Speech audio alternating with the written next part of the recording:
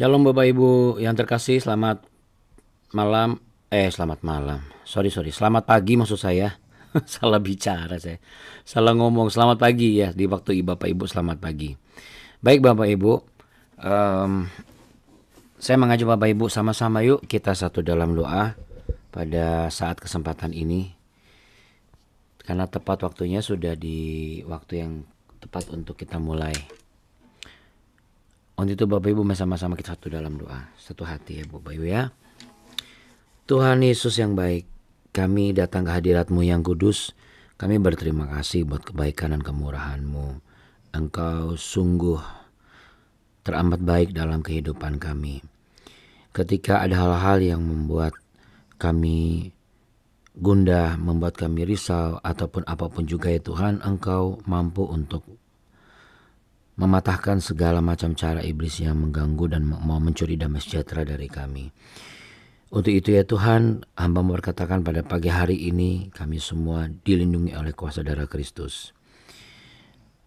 Tuhan mengampuni segala dosa dan kesalahan kami, sehingga dengan demikian kami pun diampuni dosa-dosa kami dari hal-hal yang seharusnya kami tidak lakukan.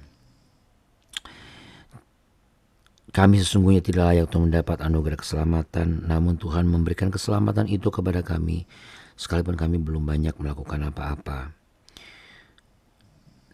Namun biarlah melalui media pertemuan pagi ini, kami semua sama-sama menyadari bahwa yang terpenting dan terutama adalah menyenangkan hati Tuhan.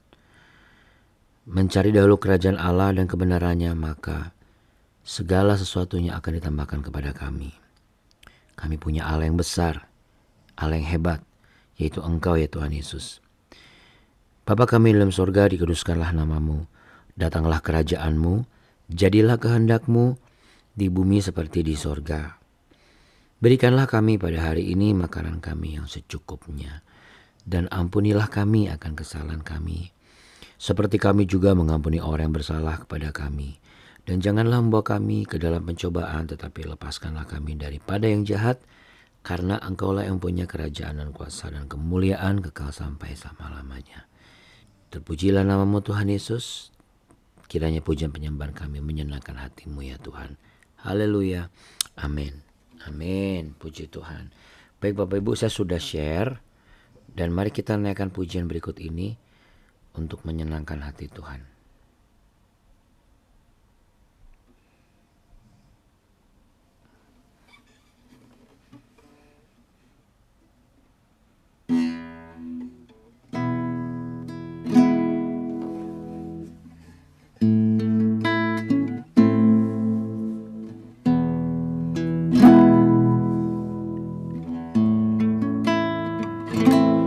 Ku hidup karena percaya, Kau yang berjanji setia. Pengharapanku selalu ada di dalam-Mu.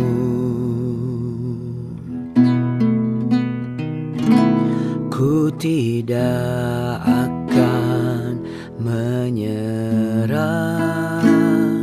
meski dalam kesesakan. Seluruh hidupku dalam genggaman-Mu.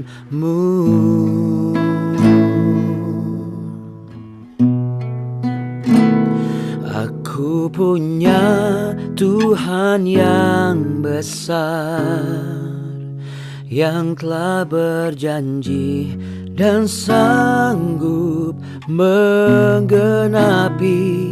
Imanku bersepakat, percaya kuasa-Nya, ku terima sekarang kemenangan dari-Mu.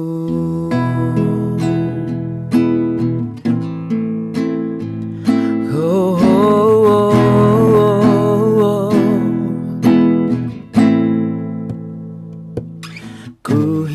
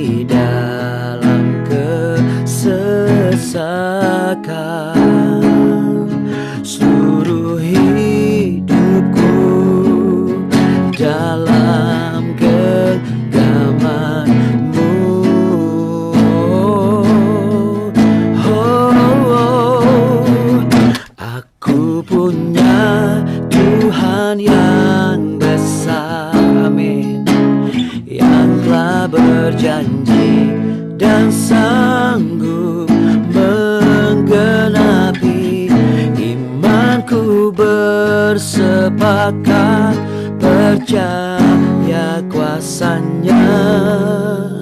Ku terima sekarang kemenangan darimu.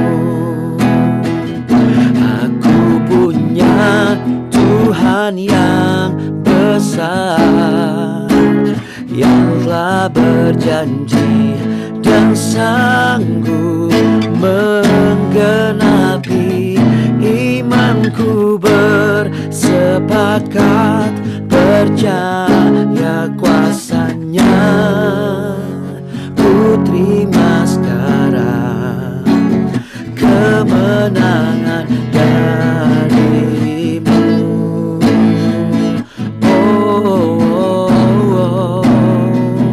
Kesembuhan darimu. Mari berkatakan dengan iman Bapak Ibu. Kekuatan darimu,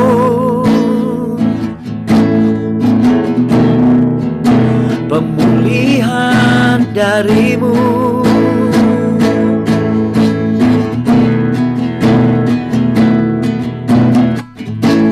Kau Tuhan yang setia, tanganmu tersedia. Aku percaya dan berserah, ku tak akan takut. Kau Tuhan yang setia, aku percaya.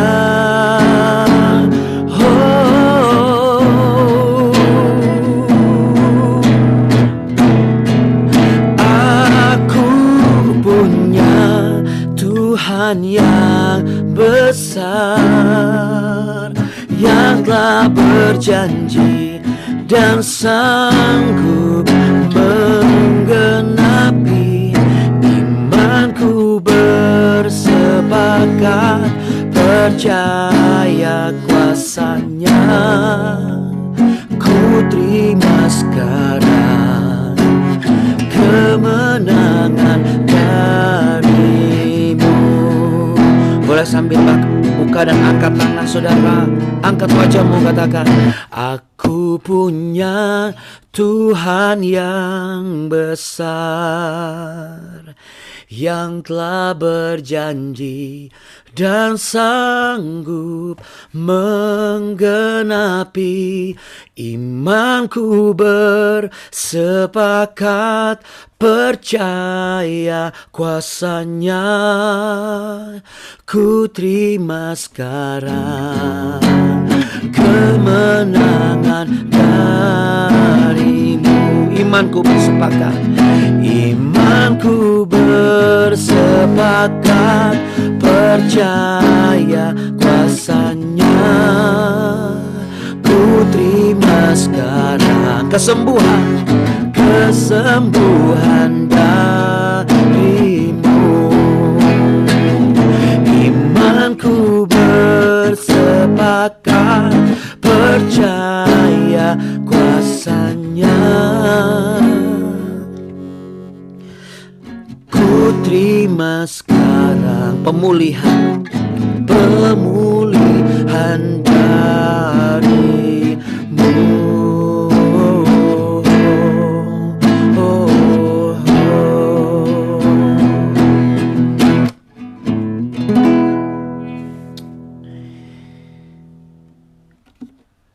Dengan iman kami perkatakan apa yang kami perkatakan, itu yang menjadi buah kehidupan kami.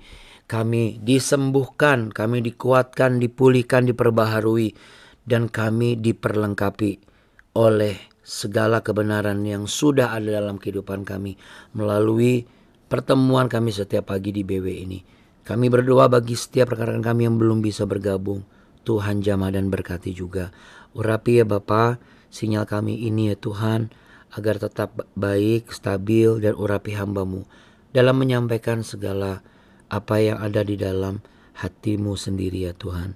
Ampunilah kami segala kesalahan kami, perkataan kami, tutur kata kami, tingkah laku kami yang di luar dari pemikiran kami, karena mungkin itu cara iblis untuk mengganggu damai sejahtera yang sudah Tuhan berikan buat kami tolak dalam nama Tuhan Yesus. Apapun yang iblis mau coba lakukan, kami tolak dalam nama Tuhan Yesus. Dan kami percaya kami adalah orang-orang yang lebih daripada pemenang. Yang sepakat dan percaya sama-sama katakan amin. Amin. Beri tepuk tangan nih Bapak Ibu sekalian. Haleluya. Katakan 3 kali haleluya Bapak Ibu. Haleluya, haleluya, haleluya. Puji Tuhan. Baik Bapak Ibu yang terkasih, kita lanjut dulu ya Bapak Ibu ya. Saya mohon izin kalau pada saat ini mungkin saya harus agak sedikit ngebut. Tapi tidak mengurangi esensinya. Kita masuk ke Hakim-Hakim Bapak Ibu ya. Kemarin kita kan sudah baca ya. Sudah baca Hakim-Hakim pasal yang ke 7. Ayat yang pertama sampai ayat yang ke-7. Sekarang saya ingin Bapak Ibu membaca sampai ayat yang ke-8. Ya, tapi supaya lengkap kita baca dulu sekali lagi Hakim-Hakim pasal yang ke-7 ini. Tapi kali ini kita baca sampai ayat yang ke-8. Ya. Mari kita baca kebenaran peristiwa ini yang tertulis dalam kitab suci. Gideon mengusir musuh, ya. Sekali lagi supaya Bapak Ibu bisa lebih memahami juga sama-sama ya. Sebentar. Ya, oke, udah. 1, 2, 3 di tempat Bapak Ibu masing-masing. Adapun Yerubbaal, itulah Gideon, bangun pagi-pagi dengan segala rakyat yang bersama-sama dengan dia. Lalu mereka berkemah dekat mata air Harod. Berkemah orang Midian itu ada di sebelah utaranya dekat bukit More di lembah. Berfirmanlah Tuhan kepada Gideon, terlalu banyak rakyat yang bersama-sama dengan engkau itu daripada aku yang kehendaki untuk menyerahkan orang Midian ke dalam tangan mereka. Jangan-jangan orang Israel memegah-megahkan diri terhadap aku sambil berkata, tanganku sendirilah yang menyelamatkan aku. Maka sekarang serukanlah kepada rakyat itu demikian, siapa yang takut dan gentar biarlah ia pulangnya dari pegunungan Gilead. Lalu pulanglah 22.000 orang dari rakyat itu dan tinggallah 10.000 orang. Tetapi Tuhan berfirman kepada Gideon, masih terlalu banyak rakyat, suruhlah mereka turun minum air, maka aku akan menyaring mereka bagimu di sana. Siapa yang kau firmankan kepadamu inilah, siapa yang kau firmankan kepadamu inilah orang yang akan pergi bersama-sama dengan engkau. Dialah yang akan pergi bersama-sama dengan engkau. Tetapi barang siapa yang kufirmankan kepadamu inilah orang yang tidak akan pergi bersama-sama dengan engkau, dialah yang tidak akan pergi. Lalu Gideon menyuruh rakyat itu turun minum air dan firmanlah kepada Tuhan kepadanya, barang siapa menghirup air dengan lidahnya seperti anjing menjilat, haruslah kukumpulkan tersendiri. Demikian juga semua orang yang berlutut untuk minum. Jumlah orang yang menghirup dengan membawa tangan ke mulutnya ada 300 orang, tapi yang lain dari rakyat itu semuanya berlutut minum air. Lalu berfirman Tuhan kepada Gideon, dengan ke-300 orang yang menghirup air itu akan kuselamatkan kamu. Aku akan menyerahkan orang Midian ke dalam tanganmu, tetapi yang lain dari rakyat itu semuanya boleh pergi masing-masing ke tempat perdiamannya.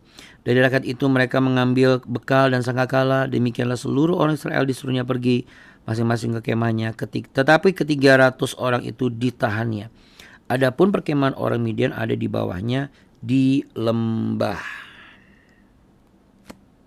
Ya, baik Bapak Ibu. Jadi kalau kita bicara mengenai Gideon ini berkali-kali hal yang lumrah ya menurut saya. Katakan lumrah, kenapa? Sepercaya-percaya dirinya seseorang pasti ada momen juga dia merasa tidak percaya diri ya. Dan tidak percaya diri atau minder ini banyak sekali faktor latar belakangnya gitu. Kemarin saya bilang bahwa motivator rata-rata kamu harus yakin kamu bisa, ada kekuatan dalam diri kamu, kamu pasti akan mampu. Apakah itu salah? Enggak, sepenuhnya enggak salah ya Bapak Ibu, sangat enggak salah. Tapi kalau itu didasari sebagai pemikiran dasar kemampuan diri saya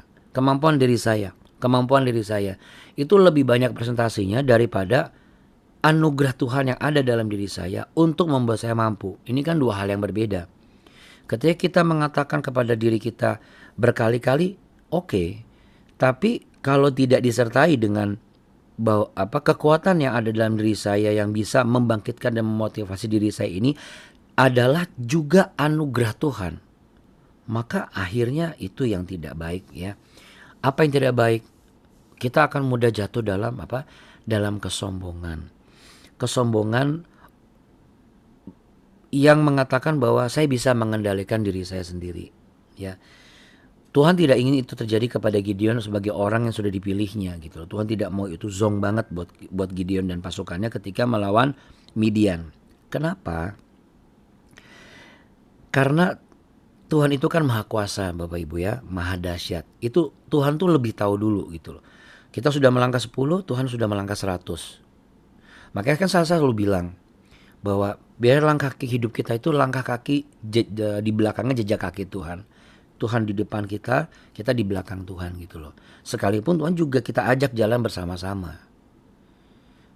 Tapi kalau misalnya mereka ini berangkat dengan banyak orang, akan muncul orang-orang yang meletakkan Tuhan itu di belakangnya mereka.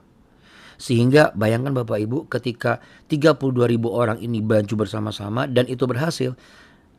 Sedangkan itu kumpulan dari beberapa suku. Anda bisa bayangkan karakter orang Israel yang suku-sukunya ini aja jelas kurang kuat ya. Kurang punya karakter yang prinsip yang kuat. Kuat untuk apa? Untuk menahan diri. Tahu dari mana Abuna? Buktinya mereka beradaptasi itu gampang banget. Mengadaptasikan diri mereka dengan orang-orang yang lokalnya itu mudah sekali. Jadi bukan berarti mereka ini pintar bersosialisasi, bukan. Tapi mereka tuh seperti kayak gepang-gepang ngaruh gitu loh Bapak Ibu. Nah, itu yang menjadi catatan dalam kehidupan kita bahwa jangan sampai kita menjadi pribadi yang seperti itu. Ketika misalnya dikasih tahu, jangan langsung iya udah tahu. Dengar dulu, oke. Kalau memang pun sudah tahu, ya sudah. Tidak mudah ya Bapak Ibu melakukan itu. Saya pun juga demikian kadang-kadang. Kenapa? Karena kita merasa sudah besar, udah gede nih, sudah ibaratnya bukan anak kecil lagi, sudah bukan lagi orang yang baru kemarin sore lah karena seperti itu. Ya, saya juga menyadari bahwa ini kelemahan-kelemahan yang muncul di dalam kehidupan manusia. Dan ini area-area yang mudah sekali dipakai iblis. Tujuannya apa sih Abuna? Mencuri semua hal yang terbaik yang Tuhan sudah taruh. Karena iblis itu kan pencuri untuk bisa membunuh dan membinasakan. Jadi ya saya masih bersyukur, kita perlu bersyukur bahwa iblis tidak sampai kepada dia bunuh. Bunuh apa? Bunuh karakter kita Bapak Ibu. Membunuh iman kita di dalam Tuhan. Membunuh kepercayaan kita di dalam Tuhan. Jadi kita lebih mudah untuk menangkalnya. Jangan sampai itu tercuri. Nah makanya dikurangilah jumlah prajuritnya ini. Karena kalau enggak nanti setiap suku akan ngomong begini. Ini kan menang gara-gara suku saya. Apa suku kamu kan tidak lebih banyak daripada saya. Lebih banyak suku saya. Bisa kebayang ya. 32.000 orang ini setiap suku akan saling memegahkan diri mereka masing-masing. Yang ada mereka menghancurkan komunitas mereka sendiri. Ada berapa banyak orang itu menjadi bom yang menghancurkan komunitasnya sendiri. Orang itu menjadi ranjau yang menghancurkan rumah tangganya sendiri, yang menghancurkan keluarganya sendiri, bahkan yang menghancurkan dirinya sendiri. Karena apa? Karena tidak melibatkan dasar pemikiran bahwa kekuatan saya untuk memotivasi diri saya sendiri ini pun adalah anugerah Tuhan. Jadi tidak sepenuhnya para motivator itu salah, tapi juga tidak seutuhnya para motivator itu benar. Jadi kalau mau benar dan sempurna adalah apa? Benar kita harus memotivasi diri kita untuk tidak minder. Benar kita harus memotivasi diri kita untuk makin dekat dengan Tuhan. Akan tetapi kalau kita juga tidak memperkatakan dan menyadari bahwa kekuatan saya, kemampuan saya bangun pagi kayak misalnya gini. Ini area-area yang berbahaya ketika kita sudah mulai bisa bangun pagi misalnya. Lalu kemudian ada orang di sebelah kita yang mohon maaf izin belum bisa bangun pagi misalnya. Perkataan kita yang tidak tepat ini bisa menyakiti orang lain nih Bapak Ibu ya. Saya sih berharap jangan sampai itu terlepas dari mulut kita bahwa misalnya bangun pagi lah. Masa cari Tuhan gak bangun pagi. Itu kalimat yang sebenarnya terselip bahwa aku gak bisa. Bisa lah, aku aja bisa kok. Lalu bagaimana caranya Abuna? Karena kalau itu gak hati-hati itu bisa jadi kalimat yang memegahkan diri sendiri. Jadi bagaimana Abuna? Ya nggak ada bagaimana-bagaimana. Seperti halnya saya dan Abuni aja yang lakukan. Kami mendoakan Bapak Ibu. Kami mendoakan Bapak Ibu untuk Bapak Ibu yang datang ke BW adalah orang-orang pilihan Tuhan, Bapak Ibu yang pilihan Tuhan, anak-anak pilihan Tuhan yang dimampukan untuk bangun pagi. Karena mungkin ada kalanya kami juga tidak mampu bangun pagi misalnya, atau ada saatnya di mana kami mungkin tidak bisa melakukan apa yang seharusnya kami bisa lakukan dan biasa kami lakukan. Berarti saya salah dong Abuna kalau udah terlontar seperti itu? Enggak salah sepenuhnya, tapi juga seutuhnya nggak benar. Jadi makanya ini saya dari kemarin ini ya kisah Gideon ini gambaran kehidupan kita, cermin kehidupan kita sehari-hari. Ada berapa banyak orang-orang Kristen yang tanpa disadari mereka itu seperti orang Midian untuk orang Kristen yang lain. Membuat tidak merasa aman dan nyaman ketika berada di tengah-tengah kita. Bukan kita berada di tengah-tengah mereka loh. Kitanya ini ternyata tidak membuat aman dan nyaman di tengah-tengah mereka. Kenapa? Karena belum apa-apa udah ngomong tentang Tuhan. Belum apa-apa udah ngomong tentang ini, itu dan sebagainya yang memang kita sudah kuasai. Sedangkan mereka kan belum. Berarti bagaimana caranya Abuna? Caranya adalah justru kita harus stay low. Kita harus semakin bisa merangkul mereka dan semakin menyediakan space atau ruang di dalam diri kita agar mereka merasa bahwa masih ada kesempatan juga bagi mereka untuk belajar seperti kita. Tanpa harus kita menyatakan atau menyatakan bahwa selama ini kamu tuh salah. Dengan membuktikan tentunya. Dan mengajak dengan baik. Jadi rasa percaya diri atas kemampuan diri kita ini sangat berbahaya Bapak Ibu. Di satu sisi dibutuhkan, tapi juga berbahaya. Mirip seperti bensin lah. Bensin kan dibutuhkan di kendaraan kan. Betul ya Bapak Ibu ya. Tapi sedibutuhkannya bensin, kalau kita nggak hati-hati, bensin pun bisa berbahaya buat kendaraan.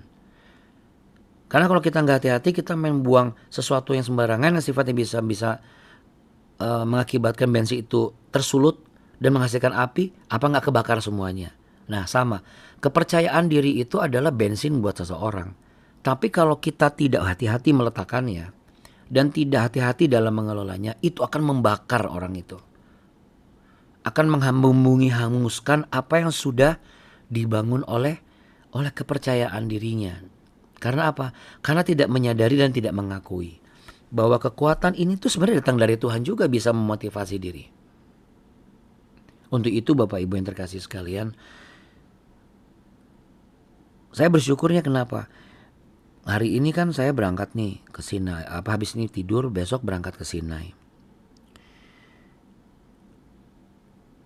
Ada begitu banyak orang yang mengakui bahwa wah, Abun hebat ya bisa naik ke Sinai terus apa segala macam, sudah berapa. Terkadang memang ada kalanya kita harus bisa memberikan satu sikap bahwa memang seperti itu yang harus dilakukan. Dengan kita mengatakan bahwa menjelaskan bahwa ada orang-orang yang tidak sepatutnya untuk tidak melakukan atau yang harusnya melakukan tapi mereka tidak lakukan. Tapi bukan berarti kita memegahkan diri dan mengatakan bahwa kita masih kuat atau kita masih sehat atau menunjukkan bahwa kita yang terbaik gitu. Sikap mindernya Gideon ini sebenarnya sikap yang lebih evaluatif Bapak Ibu. Karena dia tahu betul keadaan sekelilingnya. Ada orang-orang yang juga sama seperti dia, yang anak kepala suku. Dan mereka pun juga jadi oknum, jadi zong gitu loh Bapak Ibu. Karena apa? Karena mereka sudah merasa udah di posisi itu. Posisi sebagai anak kepala suku. Tapi sebenarnya ujung-ujungnya mereka juga takut. Takut sama bangsa Midian ini. Lalu kenapa Tuhan memilih Gideon? Cuma Tuhan yang tahu kenapa. Mungkin juga teman-temannya Gideon yang lain dari suku yang lain juga bapaknya juga punya kuil dan membangun berhala juga di dalam rumahnya. Tapi kenapa harus Gideon? Ya, kalau kita nanya seperti itu kita nggak akan ketemu jawabannya. Kecuali karena Tuhan memang tahu kalau bukan Gideon ya berarti nggak bisa. Itu yang sebabnya saya selalu mengatakan, kenapa harus saya Tuhan? Kenapa harus saya Abuna? Ya karena kalau bukan kita berarti nggak ada yang bisa. Tapi bukan berarti mengatakan bahwa kalau bukan saya, kamu nggak bisa. Nah ini yang berbeda. Kalau bukan saya jadi suami kamu nggak mana bisa begini. Nah, itu yang nggak boleh. Kalau bukan saya istri kamu, mana kamu bisa begini. Itu nggak boleh. Tapi kita harus bisa memotivasi diri kita. Iya Tuhan, kalau bukan saya mungkin tidak ada yang sanggup. Untuk itu aku butuh anugerah darimu.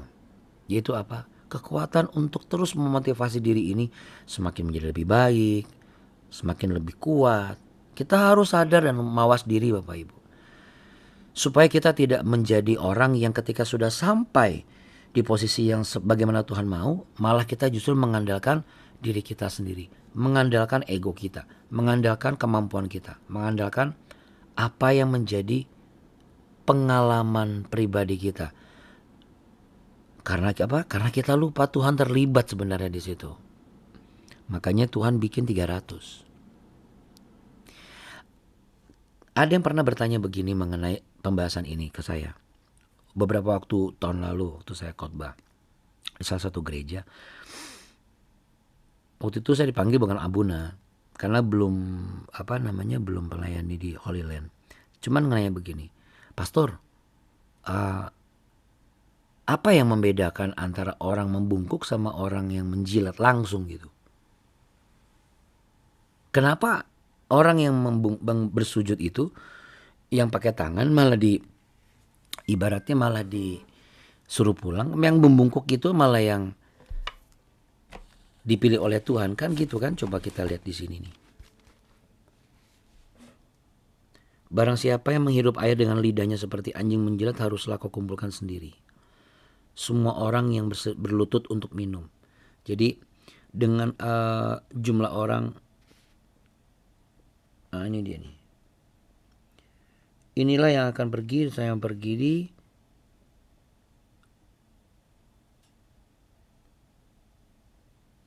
lalu firman Tuhan kepada Tuhan, dengan 300 orang yang menghirup itu akan kuselamatkan kamu. Jumlah orang yang menghirup dengan membuat tangannya dengan membawa tangannya ke mulutnya ada 300 orang. Tapi yang berlutut minum air langsung menjilat seperti anjing itu tidak dipilih berarti ya. Jumlah orang yang menghirup dengan membawa tangannya ke dalam mulutnya. Banyak orang-orang Kristen yang tidak menghormati atau tidak menjaga, tidak sopan sama Tuhan lah. Seperti yang saya pernah katakan bahwa kita ini belum banyak melakukan apa-apa, tapi kita nagih Tuhan terus. Tapi dengan dia mengambil sebuah air lalu dimasukkan ke dalam tangannya, dia menghargai setiap apa yang ada dan diambil di tangannya. Secukupnya aja gitu loh. Nanti kalau kurang kan diambil lagi. Tapi kalau dia langsung ke dalam sumbernya satu, ya artinya gitu loh maksudnya. Kayak orang geragas gitu. Nah, secara psikologi Bapak Ibu, orang serakah itu sebenarnya orang yang tidak bisa menahan diri.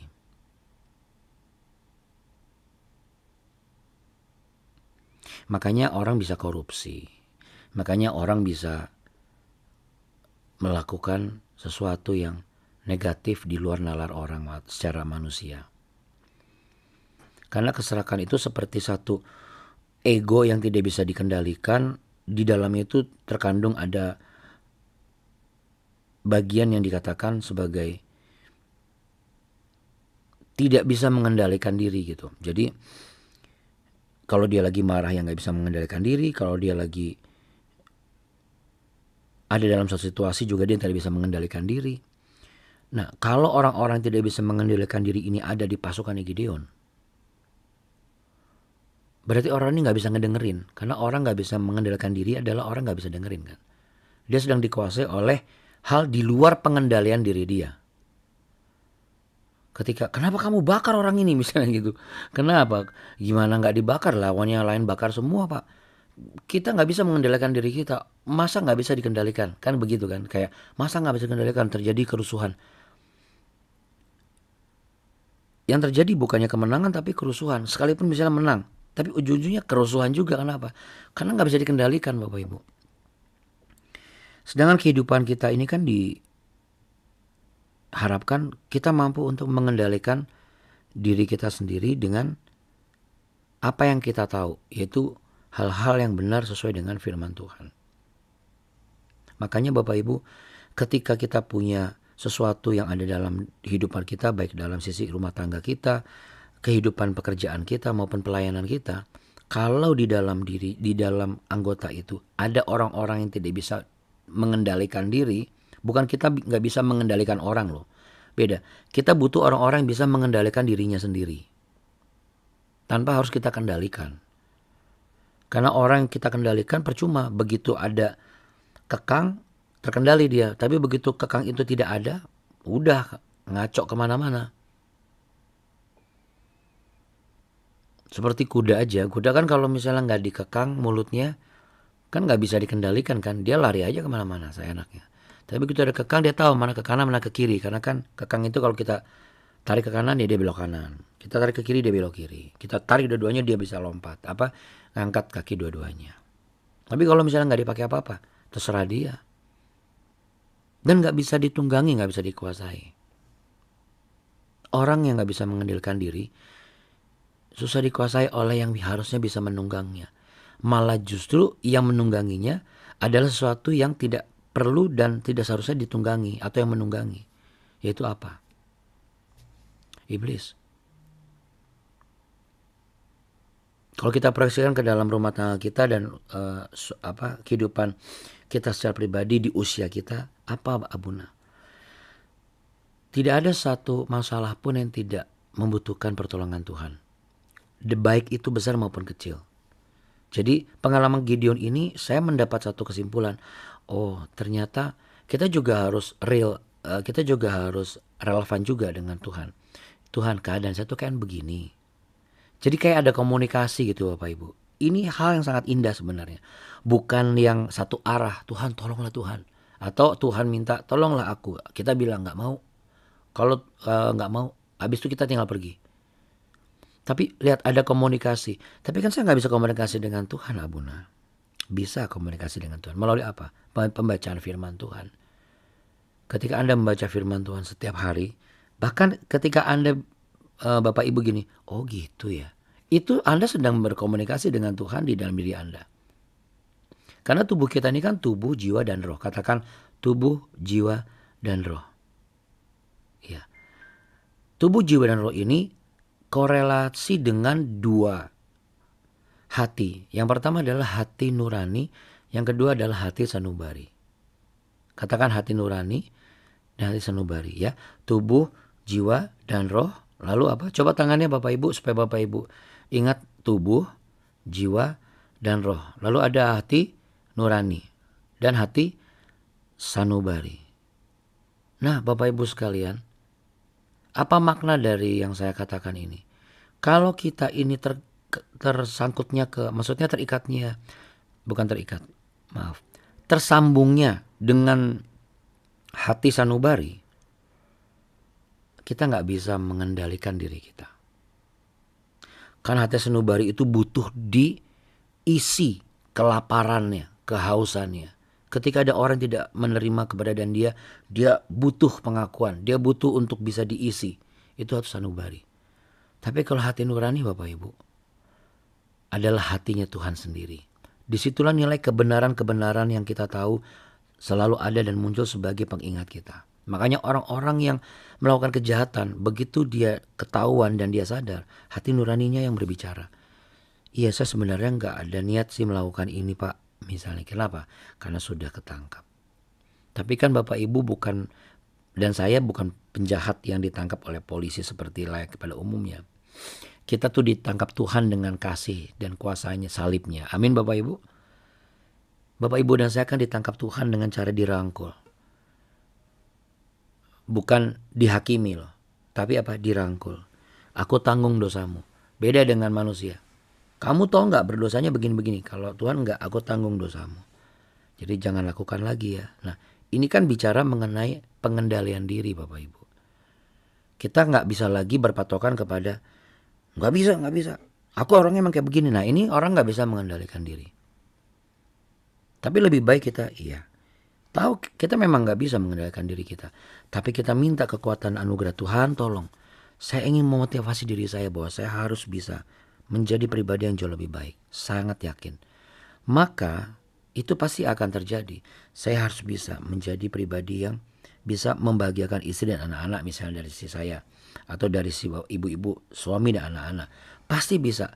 Jadi kalau ada himpitan-himpitan situasi yang tidak memungkinkan, kita menyadari bahwa kekuatan anugerah inilah yang Tuhan berikan, dan ini memotivasi kita dan membuat kita menjadi pribadi yang bisa mengendalikan diri kita.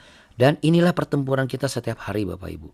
Kalau Gideon dan ketemu Midian sesekali, tapi setiap hari kita pasti akan mengalami pertempuran. Itulah sebabnya kita harus selalu memperkatakan bahwa apa yang kurang di dalam diri kita. Kita pikirkan, kita kurang doa, berarti kita harus berdoa. Tapi bukan berarti kita berdoa lalu kita tinggalkan yang lain. Karena cuma doa terus tapi nggak ngapa-ngapain juga percuma.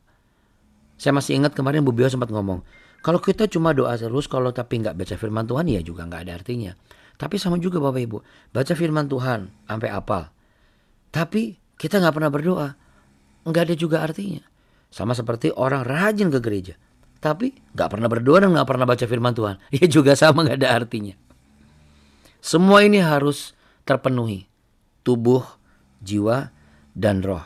Ketika tubuh dipenuhi dengan apa? Dipenuhi dengan ketika hadir dalam pertemuan-pertemuan seperti ini. Ini menguatkan secara naluri manusianya kita. Natur manusia kita tuh dikuatkan. Lalu yang kedua apa? Jiwa.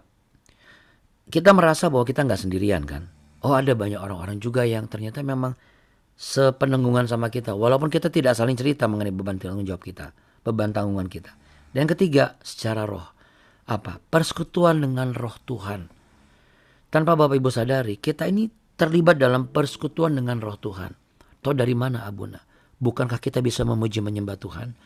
Hanya orang-orang yang rohnya sama dengan Tuhan dan mengalami persekutuan, maka dia dengan mudah dan bisa memuji menyembah Tuhan dengan sungguh-sungguh. Dari mana Abuna tahu? Saya nggak tahu. Tapi Bapak Ibu yang tahu. Tapi saya dan Abu ini cuma bisa melihat apa? Setiap orang yang mengalami persekutuan dengan roh Tuhan yang sama, orang-orang itu pasti akan datang lagi. Dan menurut saya, jauh lebih baik memiliki orang-orang yang memiliki persekutuan roh. Walaupun kita berbeda. Di tempatnya berbeda, latar belakang yang berbeda. Tapi roh Allah di dalam kita kan sama kan. Dan ini yang menguatkan kita menjadi pribadi yang memiliki bukan hati sanubarinya kita yang dipenuhi, tapi hati nurani kita yang menjadi berkat buat orang-orang yang melihat kita tanpa harus tahu isi hati kita seperti apa. Karena apa Bapak Ibu? Tanpa kita sadari kita langsung jadi berbeda. Kita tidak mudah tersinggung, tidak mudah marah, tidak mudah putus asa, tidak mudah goyah, tidak mudah mundur lagi. Kita selalu walaupun satu langkah tapi kita maju. Satu langkah lagi tapi kita maju. Dan ini yang Tuhan rindukan. Makanya kata Tuhan, 300 pun cukup. Yang penting apa? Kamu mengandalkan saya. Daripada kamu punya 32.000 tapi kamu tidak mengandalkan saya. Kamu saling memegahkan diri. Jadi Bapak Ibu, apapun keadaan Anda saat ini, tujuannya adalah satu, supaya di atas keadaan kita memegahkan Tuhan. Ada begitu banyak orang-orang yang membanggakan Tuhan hanya pada saat mereka melayani dan di gereja. Tapi ketika mereka ketemu dengan orang-orang saudaranya mereka, anaknya mereka, orang tuanya mereka, temannya mereka barangkali, mereka memegahkan diri sendiri. Baik dari apa yang mereka pakai. Atau mereka mempromosikan diri sendiri gitu. 300 prajurit. Mereka gak bisa mempromosikan diri sendiri. Tanpa kalimat apa?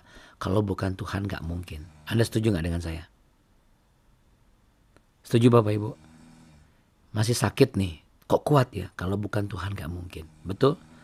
Tapi kalau Anda sehat, Anda kuat. Lalu Anda ngomong, ya karena kan saya jaga.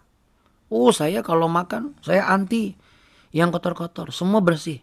Saya desinfektan semua. Misalnya begitu. Ada aja cara-cara istilah-istilah yang seakan-akan hidup kita itu jauh lebih baik di antara orang lain. Tapi tidak, melalui BW ini kita selalu diingatkan Bapak Ibu. Mari sama-sama kita letakkan di dada.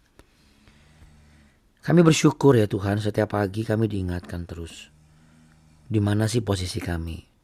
Kami tidak merasa tersinggung dan marah ketika ada firman Tuhan yang kembali merangkul kami, mengingatkan kami kembali. Karena kami tahu tidak ada satu orang pun manusia yang sanggup untuk terus mengendalikan diri dia tanpa anugerah kuasa daripada Tuhan. Untuk itu ya Bapak, kalau kami bisa mengendalikan diri kami dari hal yang dulu tidak bisa kami kendalikan, kami bersyukur. Katakan terima kasih Bapak Ibu kepada Tuhan. Terima kasih Tuhan Yesus atas setiap hikmat. Ulangi sekali lagi. Terima kasih Tuhan Yesus atas setiap hikmat, keberanian, kemampuan, dan kekuatan. Sehingga diri ini bisa terus memotivasi agar semakin hari semakin bertumbuh, semakin hari semakin mendekat dan melekat dan juga menjadi berkat. Kami akan terus mengandalkan pertolongan Tuhan, karena itulah pertolongan yang nyata dalam hidup ini. Tidak ada manusia yang bisa menolong dirinya sendiri kalau bukan kekuatan yang Tuhan letakkan di dalam dirinya untuk dia boleh bangkit dari keterpurukannya sendiri. Semua ini hanya tentang sumber kekuatan yang maha dahsyat, yaitu Tuhan sendiri. Terima kasih Tuhan Yesus untuk semuanya. Untuk setiap teguran, nasihat, dan arahan. Kami gak bisa berjalan sendirian. Kami butuh Engkau ya Tuhan. Sekalipun bagian-bagian ini masih ada yang sedikit. Tapi dari yang sedikit itu kami bisa melihat karya Tuhan besar. Kuasa Tuhan luar biasa, dahsyat. Bapak Ibu sekalian terkasih, buka tanganmu para suami istri. Buka hatimu. Terimalah berkat damai sejahtera dan roh ucapan syukur atas apa yang sampai hari ini sudah Tuhan letakkan. Tuhan memberkati engkau dan melindungi engkau. Tuhan menyinari engkau dengan wajahnya dan memberi engkau kasih karunia. Tuhan menghadapkan wajahnya kepadamu, memberimu perlindungan, kekuatan dan damai sejahtera, roh takut akan Tuhan dan roh Tuhan yang berkuasa atasmu. Sehingga bukan tentang dirimu yang mengendalikan dirimu sendiri, tetapi pengendalian dirimu adalah anugerah kuasa, kekuatan daripada Roh Allah yang tinggal diam di dalammu. Dalam nama Tuhan Yesus, dalam nama Bapa, Putra, dan Roh Kudus. Haleluya. Amin. Amin. Puji Tuhan. Terima kasih Bapak Ibu yang sudah bergabung. Boleh kita beri tepuk tangan sama-sama untuk Allah kita yang apa Bapak Ibu? Dahsyat, teramat dahsyat, selalu dahsyat, selama-lamanya dahsyat. Namanya siapa? Yesus Kristus Tuhan. Setuju Bapak Ibu ya? Kita kasih tos dan taruh tangan di dada. Aku harus tetap ingat dan tidak boleh lupa. Baik Bapak Ibu yang terkasih, mohon doanya besok saya berangkat ke Sinai. Perjalanan 9 jam totalnya. Jadi kalau ada yang Bapak Ibu mungkin pokok doakan, jangan sungkan untuk menulis poin-poinnya aja Bapak Ibu ya. Poin-poinnya aja. Nanti itu kan saya bawa dalam doa. Saya mohon maaf kalau untuk sementara tidak bisa terkoneksi dulu kita di BW. Tapi kita terkoneksi di dalam doa. Amin Bapak Ibu. Amin ya. Tapi kalau WA masih bisa sekali terima. Cuma kalau BW itu kan butuh koneksi yang stabil gitu ya. Itu agak-agak sulit. Ya. Lalu hal yang kedua adalah berarti kapan BW-nya itu ada Buna? Antara lusa atau paling lama itu Kalau lusa itu kan 2 hari lagi ya. Besok terus hari besoknya gitu. Nah, paling lama itu besoknya lagi. Jadi hari ketiga. Kenapa Abuna? Karena saya belum tahu keadaan di perbatasan. Kalau di perbatasan antar Israel di Taba itu, Israel, Mesir dan Jordan itu kondusif, sinyalnya aman pasti. Pasti aman. Tapi kalau ada hal-hal yang dalam tanda kutip enjreng, nah itu biasanya ada pembatasan kuota dan lain sebagainya. Jadi kita tetap kontak di WA. Kalaupun nanti saya nggak sempat untuk buka BW, kalau ada hal yang bisa saya tulis di dalam grup, saya akan tulis di grup. Bapak Ibu boleh bisa membacanya, ya. Dan seandainya kalau pas saya nggak bisa langsung kabarin ke Bapak Ibu, seperti biasa, saya mohon izin mungkin Abuni yang langsung eh, beri kabar ke Bapak Ibu, itu pun juga sudah mewakili sama-sama juga. Ya, terima kasih Abuni sudah berkenan untuk membantu jadi co-host, dan Bapak Ibu juga semua yang tetap setia. Oh ya Bapak Ibu, satu lagi mohon izin maaf. Karena kita mau mendoakan juga Ibu Nova ini ada mau pergi berangkat ke Eropa. Jadi Bapak Ibu boleh kita sama-sama doakan dulu Ibu Nova. Kita satu dalam doa ya. Tuhan Yesus, sebelum kami berpisah satu sama lain tapi tidak terpisah secara hakikat, namun kami akan berkumpul kembali sesuai dengan rencana Tuhan. Kami menyerahkan perjalanan Ibu Nova dan Ibu Olivia ke dalam tangan Tuhan. Kiranya perjalanan mereka adalah perjalanan yang memang sudah Tuhan khususkan. Ada satu sukacita dan Tuhan akan pertemukan dengan janji Tuhan. Dalam nama Tuhan Yesus. Demikian juga untuk setiap kami yang akan melanjutkan aktivitas kami masing-masing pada pagi hari ini di waktu di Indonesia. Dan hamba-Mu juga akan beristirahat. Hamba percaya Engkau yang akan memulihkan keadaan hamba. Engkau yang akan merecovery semua orang, termasuk Bapak Ibu juga.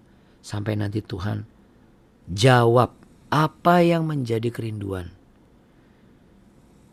Kami akan mampu memenangi setiap pertempuran-pertempuran hidup kami. Dalam nama Tuhan Yesus, haleluya, amin. Terima kasih buat anak-anak yang juga sudah bergabung. Audrey, Talia dan juga Aldan dan juga Darren. Terima kasih banyak ya. Buat Bapak Ibu semua yang sudah bergabung sekali lagi, saya mohon izin pamit Bapak Ibu. Tetap semangat, selamat berkarya. Doa saya dan Abuni menyertai Bapak Ibu selalu. Tuhan berkati. God bless. Sama-sama Bapak Ibu. Sama-sama Tuhan berkati ya. God bless. Terima kasih ya Buni. Iya sama-sama Bu Terima kasih Bibi. juga Bapak dan Ibu. Tuhan Yesus memberkati. Oke, saya izin saya leave ya Bapak Ibu ya. Oke, God bless. Bye. Shalom. Kasih ya Buna. Sami-sami Bu. Kasih ya Buni. Salam buat anak-anak ya. Dah, God bless. Sama-sama Abuna, Terima sama-sama kasih. Bapak dan Ibu. Oke, sada dua tolu. Bye.